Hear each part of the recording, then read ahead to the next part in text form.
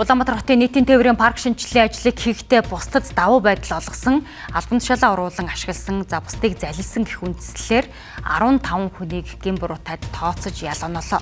Харин тухайн үед төгжрлийг буруулах үндэсний хорооны дараагаар ажиллаж байсан Сүхбаатар нарын 9 хүнийг шүүхээс гин буруугууд тооцож цагаатгсан байна.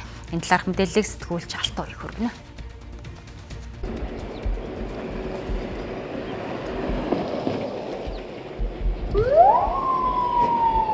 Тэгэхээр ногоон автобусны гих тодотголтой 25 хүнд оногдсон шүүх хурал бол одоо олон өдөр үргэлжилсэний эцэст энэхүү шийдвэр гарлаа. Шүүхийн зүгээс бол одоо 9 хүнийг гин буруугүй хэмээн үзэж цагаатгсан бол үлдсэн 15 хүнд нийтийн албанд ажиллах болон 20 хялаар шийтгсэн юм а. Тэгэхээр тухайн хэрэгт холбогдоод байсан Тэнэн огоо компани захирал Ган хуйгийн хувьд бол одоо нийтийн албанд 4 жил ажиллах эрхээр хасуулах мөн 6 жилийн 20 хялаар шийтгэгдсэн бол Жавхлан Баатарын хувьд бол одоо 3 жилээр 20 хялаар шийтгэгдсэн. Нэгэнт би буруугаа үлээгүй. Би энэ олон төрийн албан агч нараа харин ч зарим нь бас цагаатгах жаад нь шүүхтэй баярлж байна. Анхнаасаа ахуулаад энэ төлбөр тооцоо энэ бүх юмыг улсын хөгжлөгөө болгохыг, бүх юмыг явуулахыг энэ тал дээр бүх юм дээр байгаа. Ингээ явж байгаа. Харамсалтай нь өнөөдөр одоо прокуроруудын хэлж байгаагаар ингэж яллах юм бол одоо тэгээд би энэ солонгосуудаас ч мөнгө олж авч чадахгүй юм байна. Тэгэхээр бол миний хувьд бол зөвхөн бодож байгаа юм.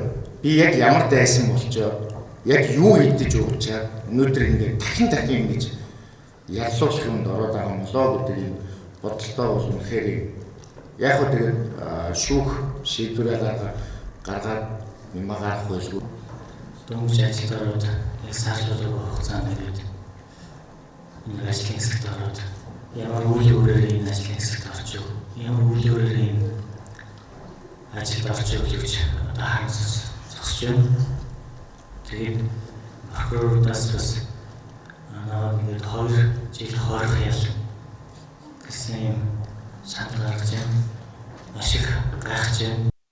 Мөн хэрэгт холбогдох үед өөрийгөө мессер гэмтэж байсан нийслэлийн нийтийн тээврийн газрын даргаасан Жавхлан Баатарыг нийтийн албанд 4 жил ажиллах эрхийг хасаж оноосон ялыг нээлттэй хорих ангид эдлүүлэх шийдвэр гаргалаа.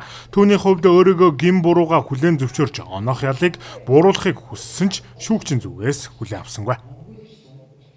Хийж байгаа ажлын хэмжээнүүд дээр татвар хяналтайж чадаагүй сургуулсан ийм хүсний зүйлүүд бол миний зүгээс байгаа. Энийг ч гэсэн би бол гин буруутай гинтэй зүйл байгаа гэдгийг бол бас хүлээн зөвшөөрөд ингээд явж байна.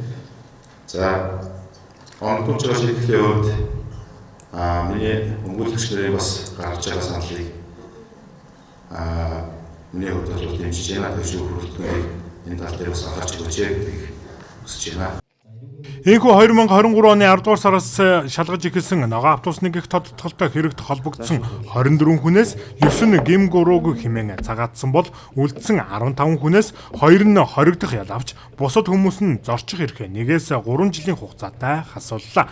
Харин шүүх ажиллагаатай холбоотой гарсан нийт 26 сая төгрөгийн зардлыг гэмт хэрэгт буруутай хэмээн тогтоогдсон 15 хүнээр нөхөн төлөвлөлтөөр шийдвэрлсэн байна.